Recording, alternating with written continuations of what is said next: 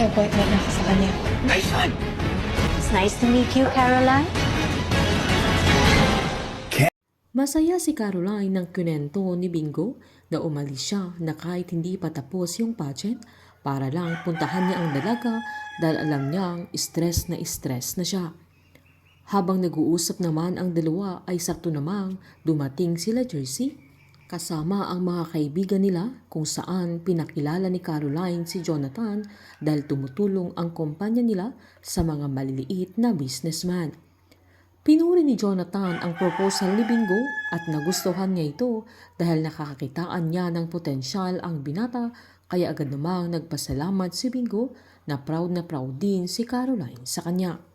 Sakto namang dumating si Stephen na bad trip na inangasan pa niya si Bingo pero binati pa rin siya ng binata. Sinaad ni Stephen na baka tapos na silang dalawang mag-usap tungkol sa business dahil baka pwede na niyang bawiin si Caroline kay Bingo.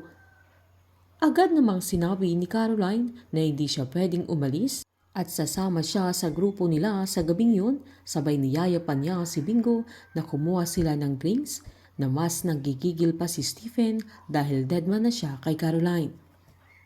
Habang nagtanong-tanong naman si Gina kung may nakakita kay Annie sa party pero sinaad ng ibang guest na hindi nila kilala ang tinutukoy niya lalo't madami namang bisita sa event.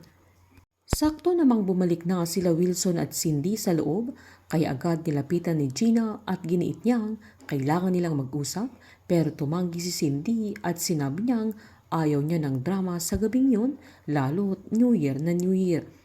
Dahil hindi naman mapilit ni Gina ay tinext niya kay Cindy na nakita niya si Annie Mariano sa event na dahilan na naging balisa ito kaya sinabihan siya ni Wilson na umuwi na lang sila.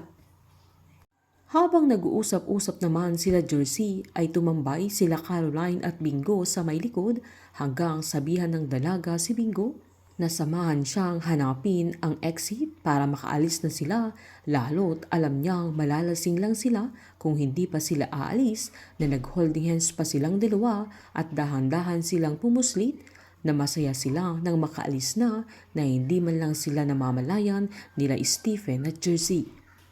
Sa paglabas nila ay sakto namang may dragon dance sa daan kaya nanood silang dalawa sabay niyaya pa ni Caroline si Bingo na sumayaw na sinubukan pang tumanggi ng binata pero pinilit pa rin siya ng dalaga.